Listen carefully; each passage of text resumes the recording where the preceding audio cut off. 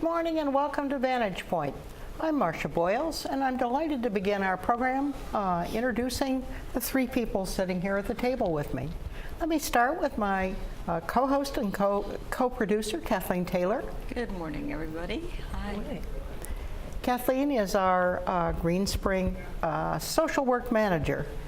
Now, let me also introduce, on my right is Geri Guess, who is a resident here at Green Spring, and you've been here since February. So you are a very new resident, and you come with some very special background that we'll talk about shortly. Reverend Jim Bell, to my left. Jim, welcome. You're always a delightful guest on our shows. Jim is the pastor. Is it pastor or chaplain? Pastor. Pastor of the Village Church here at Green Spring. So I think you're well known to most folks here. Thank you. We're just delighted to have you. Today we are continuing a program that is consonant with the programs that we've been doing the last several months, and it has to do with support groups. Mm-hmm. Kathleen, would you like to put this into context today? Sure.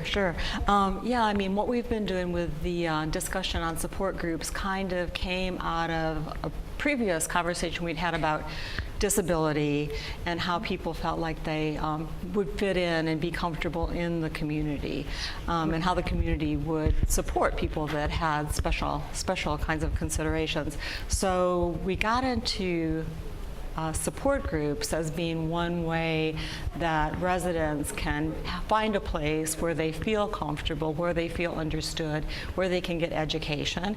And also we know that there's also an opportunity for advocacy in support groups. So that's where we were as far as beginning to have the conversation. And now we have you guys here, and you're going to be talking about a really special support group, PFLAG, in our community. So we're looking forward to that. Let me begin by saying that PFLAG stands for Parents, Friends, and Families of Lesbians and Gays. And let me give just a little bit of background about PFLAG. All this I know from Google. Right. Thank goodness for Google. PFLAG is a national organization that was started in 1972 by a woman by the name of Jeannie Manford, who had a gay son who kept getting arrested after the Stonewall riots up in Greenwich Village in the late 1960s. And she marched in one of the first gay parades up there in Greenwich Village with a huge big sign that said, I am a proud parent of a gay man. And I am glad to be, showing my support. Well, she discovered that all kinds of folks, both parents and the LGBT community itself, just absolutely wanted her to, speak, wanted her support, wanted her to talk to the parents, and she decided with that kind of response to her march that she would begin an organization. And PFLAG is really designed to support, as the name implies, support the families and friends of the LGBT community.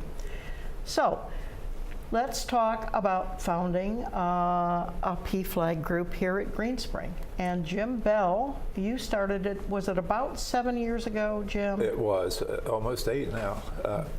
It was, and it came about because I've visited residents, and I just commented one day that what was happening about residents who lived here who are gay or lesbian. And the comment I received back was, well, there's nobody here like that. And I thought, well, there are, because I visit. Right. But even more so, I visited a lot of people whose children and grandchildren were gay and lesbian. And so Elka Martin, who was here at that time, and I talked and brought some people here from Riderwood who had a display at one of our diversity fairs. And I think you had 7 people sign up or something like that. That's right. You and those folks sat at a table, and people came over and signed up. Right. I remember it, Jim. Jim, did you see residents here struggling with this issue, particularly if they had children and grandchildren? I saw it a lot. One person said to me after it got started about how glad she was it got started, because she said, when I moved out of my home, she said, I had friends in the community that I could talk to about my grandson, but she said, I've been afraid to even mention the fact here. So all of a sudden she had some people that she could talk to. And one day I was over in Hunter's Crossing putting up some mail, and I do not know who it was, but a man just tapped me on the shoulder, and he said, I just want to thank you that I can finally be myself. And I turned around and he was crying, and he turned around and left real quickly. Wow. So yeah, I did find a lot of people struggling like that. One of the things that I have been a member of the PFLAG group since you started it, and I'll talk a little bit about what we see in that group. And Geri, you can chime in too. Geri is now also a member of our planning committee, so she's getting involved in planning the programs. Let me tell you just a bit about what we do. As Kathleen is pointing out, our PFLAG group is the same as other support groups here in having a mission statement that is advocacy, education, and support for each other. And there's a lot of sharing, I think, very open sharing about the situation with children and grandchildren or other family members, or in some cases it's people who feel very strongly about civil rights, that that the LGBT rights are a civil rights issue. So we have some folks of that sort. We do have a handful of both staff and residents who are openly gay and or have come out in the group. So it's a mixture of folks, but all concerned about LGBT issues. So we do sharing. We have 2 residents who have transgendering grandchildren. We have lots of grandparents who are so proud of their gay grandkids. One of the things that has surprised me, and Geri, you can speak to this too, is the fact that with grandchildren, not infrequently, it is the grandparents, the residents here, who are providing the most support to their gay children. In some cases, the children, the parents of the gay grandchild are having some problems with it, but the grandparents, our residents here again, are providing a lot of support. Have you noticed that? I remember when one of my daughters is a lesbian, and when she came out, it wasn't until she was in college. And when she came out, she was very afraid to tell my husband and me. And it was because some of her friends had received such negative feedback from their parents. The parents were shocked, and I had a big problem with that. And so she was concerned about telling us, although we did not find it a problem. And we were just happy that she understood herself better, because some of us are still figuring ourselves out. So it's but she was really concerned about saying something, and now she's a real advocate and active, and is and I gained a lot of wonderful friends because I met all her friends, and I feel like an auntie or even a mom to them. So. Jim, what has been your experience with folks here? Are some of them, do you find struggling with the issue, the residents struggling with the issue with their families? I have. In one instance, this couple had asked me to come over and talk with them about their grandson.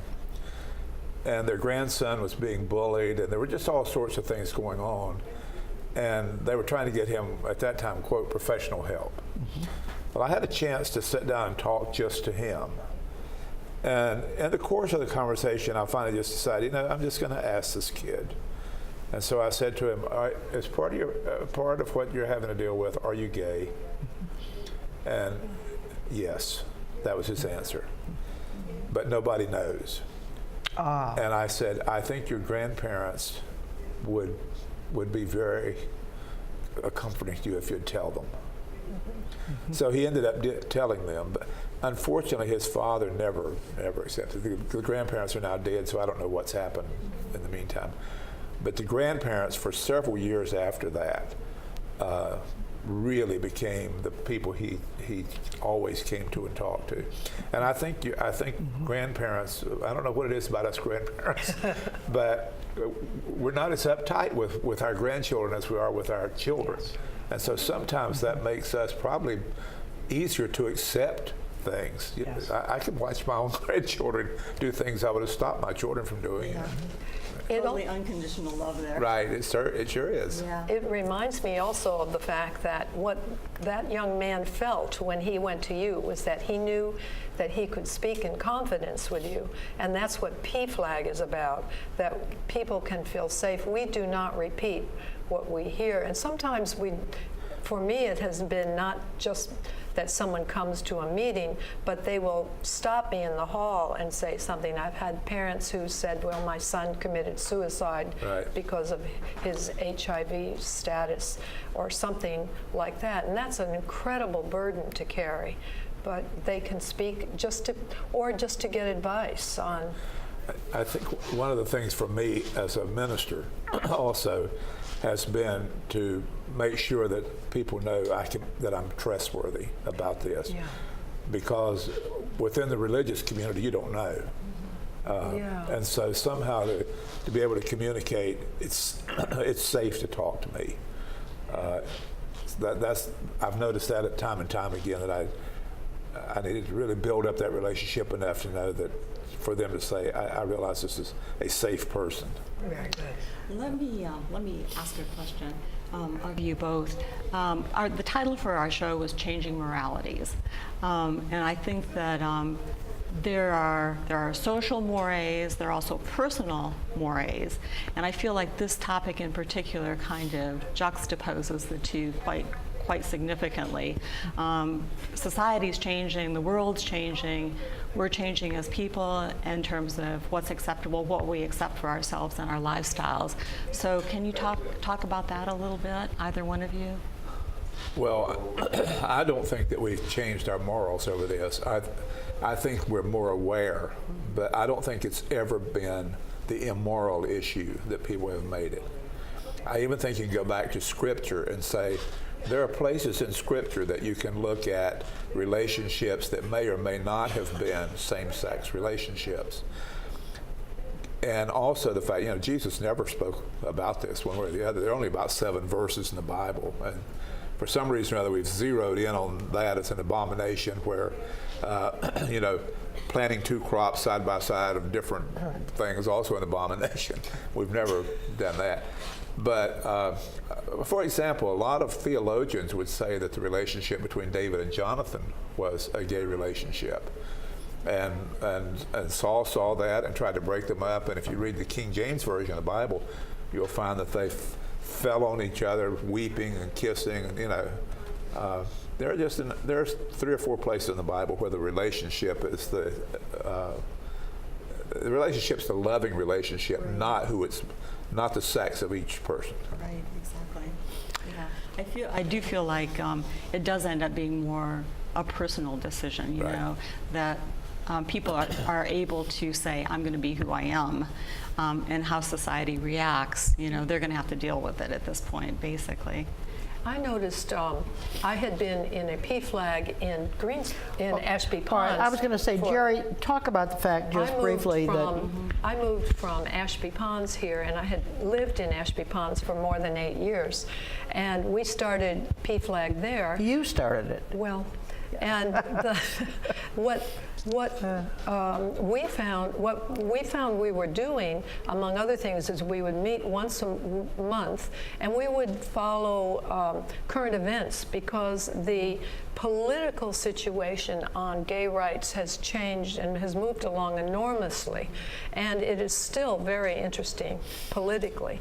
But there was almost a tsunami change in Yes. the attitude towards Yes. gays, and Yes. it is more of an open discussion now. Certain things are more acceptable.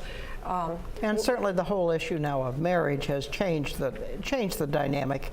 One of the things that Geri, I think, excuse me for interrupting, I think we better stop right now because we have another guest that we would like to bring in. Oh, so soon. I'm so sorry about this. And We were just Jim, getting started. Thank you so much for coming on with us. You're quite welcome. You will exit and our new guest will come in. Thank you. Thanks, Thank John. you.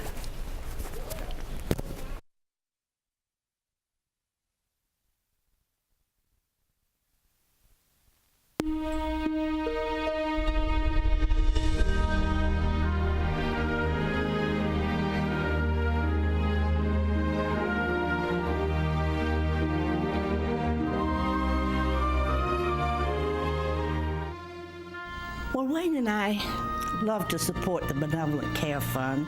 We've been here 7 years now, and we have participated in this program from the very beginning. I feel that's really important because it's a way to be involved in the community and at the heart of the community of helping other residents. I sort of like to share with my neighbors who have greater need than I do, and it's kind of a privilege to be a part of Green Spring that is sharing with our neighbors. To give something back makes you feel pretty good. Plus, we never know where we're going to go one of these days. It may be that we're going to be a recipient, and I'd hope that other people would do that for me. But we give, and we give heartily. We don't give to get something back. We give because we want to, and we know we're helping somebody along the way. And one day, it could be me.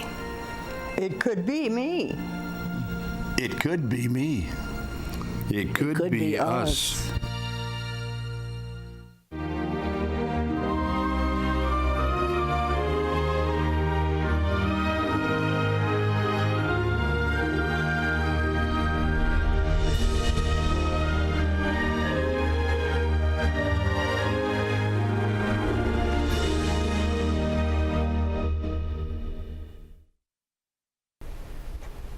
Welcome back. I'm delighted to introduce our next guest. This is Ernie Carpenter. And Ernie is a member of our PFLAG group. Ernie, you've been here 2 years? Not quite. A year and 4 months. A year and 4 months. You're that new. Ernie, tell us your reason for joining the PFLAG group. All right. As a gay man, and I came into Green Spring, I wasn't really sure what to expect, and the only group that was related to gay activities was PFLAG, and so I thought I would sit in on your meetings, and I found it so interesting and welcoming that I became a member of the group.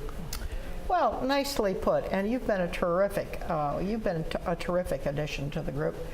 One of the things that we probably should mention that we've been doing is a lot of educating of ourselves. Sure. And the HIV issue, I think, at this point is well understood, so I think we're beyond that. But we've certainly been trying to understand the whole transgendering situation. None of us knew a thing about this. I think society didn't know a thing about it either.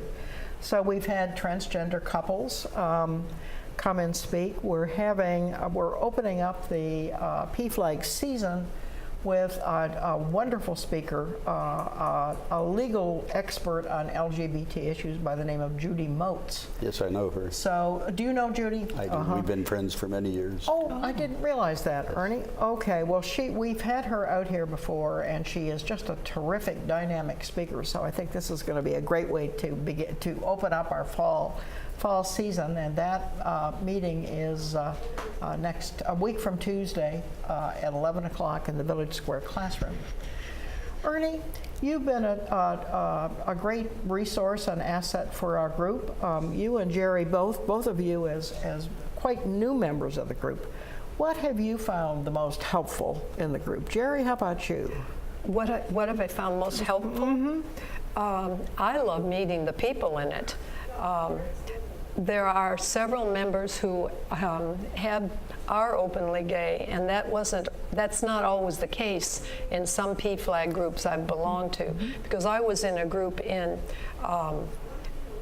Chapel Hill, North Carolina for years before I moved up here.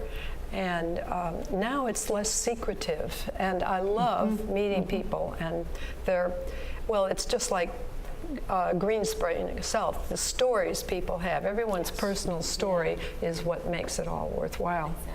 You know, one thing we might point out, because I think it really is interesting, is the fact that Riderwood and Greenspring were the only two CCRCs which had PFLAG groups. The first in the country, apparently, to have them. We talked to the national office, and they said that there were no others in the country that had PFLAG groups. And then Asby Ponds. Now, Riderwoods has pretty much died out, I think, but...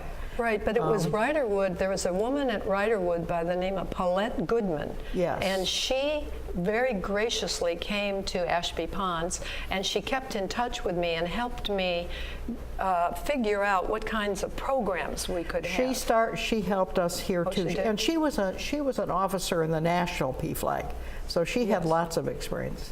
But I think the fact that there aren't PFLAG, and as far as we know, this is still the case, but I am not positive about that. Yeah. We haven't checked in for a couple of years about that. Ernie, what about you? What are you finding the most helpful in the PFLAG group, or the best in the PFLAG Well, I was group? alluding to it a while ago. It's a wonderful support group for me because it's the only organization here at Greenspring where I feel like I'm in a group of friends. I wish there were a social group here of gay people, and I'm meeting a few. It's a slow process, but I think it would be nice to have a cocktail group that would meet, once or a couple times a month, and just get together and exchange stories and help each other just relate to this community. I mean, Greenspring. Yeah, that's a great idea. Actually, I know another support group that does that. They have dinners together. So there's a precedent there. So if you wanted to do it, you could definitely do it. But I think that the person that had initiated that said exactly what you said, which is, you can spend weeks trying to find people that have similar interests to yours in the dining room and never find anybody, and then you walk into this group and it's like family. Can you put out a notice that of people in the paper, or how would Ernie do that? Yeah, we can talk about that, but any number of different ways for sure. I think it's a great idea. Yeah, it is, Ernie. How are you finding, as a gay man, how are you finding Greenspring? You're not meeting any resistance. No, not at all. Everybody that I have met and that I'm reasonably close with has been very accepting and very nice and welcoming. I think I would call Greenspring a welcoming community. That's because he plays a mean piano, and he can really get the party going. You do. Thank you. He absolutely does. I agree. Geri, talk a little bit about your daughter. I know you're very proud of her, and Yeah, well, Carol's a professor at Western Washington in Washington State University in Washington State, and she teaches gay literature and creative writing. She's an author and has published a number of books. Her name's Geri Guess. I should have brought some books and the advertisement, I'm not sure what else to say about her. And she's married. Yes. I think you said she was one of the first they finally allowed marriage in Washington State, and now it follows the same legal procedures that heterosexuals do. So that's now available and possible. She really is wonderful in helping students who come to Western Washington who may have questions about this too. So I think she's provides support. She's in supportive. Addition, yes. Yes. Absolutely. Absolutely. I should also say that our group is now over 90 people. So this is providing, I mean, this is one of the larger support groups, I think. That's amazing. At Green Spring. It is amazing. And both staff and residents feel very comfortable. And, you know, I think we just do support each other with our stories about our friends and our relatives, and in some cases the folks who are gay themselves. So I think there's a terrific comfort level in the support. Yes, I'd agree with that. Yes. And as Geri is saying, we're also very careful about what we say outside the group about anybody else. We can certainly talk about our own situations, but not other people's. Kathleen, anything you would like to add here? No, I think that all support groups are wonderful because they do provide that safe space that, you know, feels like judgment-free, and you can really get to know people and hear their stories, and I think that's what our community is all about. So that's another example of how our community works to support one another. So fabulous. Great job, great job. We are also, I think it's still imperative that we follow political events, and not with the idea of supporting one side or the other, but right now there's, again, gay issues have come up in the news with the military, and so it is probably a resource. PFLAG is a resource for being informed about what is going on in the community. I think that's such a good point, because I think it's like with any kinds of civil liberties. Sometimes you feel like you're taking 2 steps forward and 1 step back, and you can't relax. Yeah. You can't take things for granted. You really have to stay active. I agree. So I think it's a great point. Thank you. Great point. Yes, I think one of the things that several of us have been talking about is the fact that we would like to expand our PFLAG groups into other areas and communities, partly because I think the LGBT community and its advocates really are feeling a bit under siege at the moment, and that the civil rights issue for the LGBT community is really, I think, up in the air at the moment. I agree. So that's what I think you're implying here, and it is important that we act. Number one, to understand what the issues are, and number two, to be advocates to the degree we can. And because of your knowledge, you can really shape the conversation too, in ways that other people wouldn't be able to do. Good point. So definitely. Yeah. Well, guys, this has been extremely helpful and good. Anything you'd like to leave us with? Well, I would like to thank the Green Spring community and the employees, the residents, for being so welcoming and understanding and not being critical about who you are or how you act or what they may think. It's a very nice community to live in, and I'm very glad I'm here. Nicely put, Ernie. Yeah, that's so nice. Thank you. Okay, I think that means it's my time to do my little weekend highlights. So special programming for this weekend.